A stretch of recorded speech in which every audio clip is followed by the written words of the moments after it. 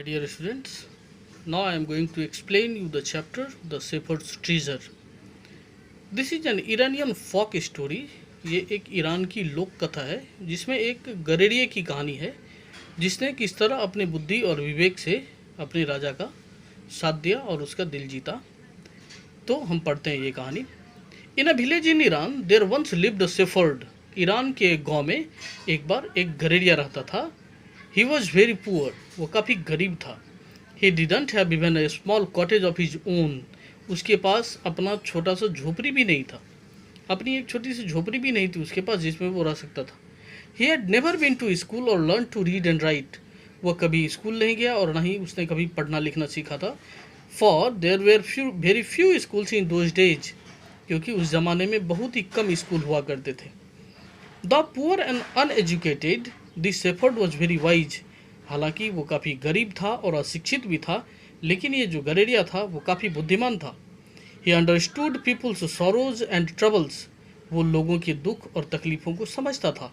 And help them face their problems with courage and common sense. और अपने हिम्मत और अपने बुद्धि ज्ञान के बल पर वो लोगों की समस्याओं को दूर करने में उनकी मदद करता था। Many people came to him for advice. बहुत सारे लोग उसके पास सलाह लेने आते थे। Soon he became famous for his wisdom and friendly nature. जल्दी ही वो अपनी बुद्धि और अपने दोस्ताना व्यवहार के कारण प्रसिद्ध हो गया। The king of that country heard about him and thought of meeting him. उस देश के राजा ने उसके बारे में सुना और उससे मिलने का विचार किया। Disguised as a shepherd and riding on a mule, one day the king came to the cave where the wise shepherd lived. यानी अपने आप का राजा ने अपना भेष बिल्कुल गरेड़िए की तरह बदल लिया और एक खच्चर पर सवार होकर वो उस गुफा के पास आया जहाँ पर वो शेफर्ड रहता था।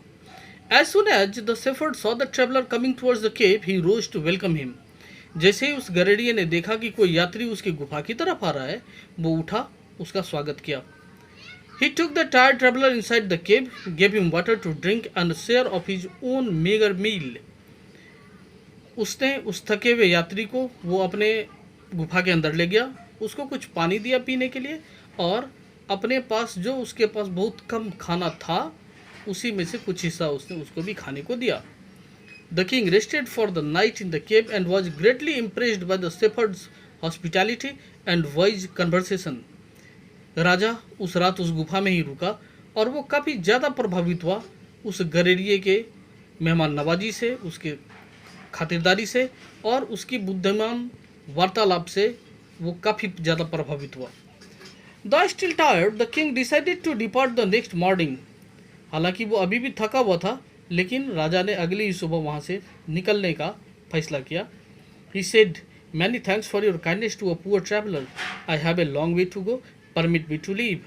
उसने कहा कि आपका बहुत बहुत धन्यवाद, आपने जो मुझ पर दया दिखाई, इस गरीब यात्री पर जो आपने दया दिखाई, इसके लिए आपका बहुत बहुत धन्यवाद। मुझे बहुत दूर जाना है, अब मुझे जाने की अनुमति दें। Looking straight into the eyes of his guest, the shepherd replied, thank you your majesty for paying me the complement of a visit. उस अतिथि की आंखों में सीधे देखते हुए उस गरेड़िए ने जवाब दिया, धन्यवाद आपका हे महाशय, आपने मुझे मिलने का मौका दिया और आप मुझसे मिलने आए। The king was astonished as well as pleased. राजा बिल्कुल हैरत में था और खुश भी। He is indeed very wise, he thought to himself, ये वास्तव में बहुत बुद्धिमान है, उन्होंने अपने आप में सोचा। I need people like him to work for me. मुझे ऐसे ही लोगों की ज़रूरत है जो मेरे साथ काम कर सकें। And the king appointed this humble shepherd the governor of A small district. और राजा ने इस विनम्र गरेड़िए को अपने एक छोटे से जिले का शासक, गवर्नर बना दिया। Although he rose to power and dignity, the shepherd remained as humble as ever. हालांकि उसके पास पावर और डिग्निटी यानी ताकत और प्रतिष्ठा दोनों आ गई थी, लेकिन फिर भी वो गरेड़िया बिल्कुल उसी तरह हम्बल, उसी तरह विनीत बना रहा जैसा वो हमेशा से था। People loved and honored him for his wisdom, sympathy and goodness.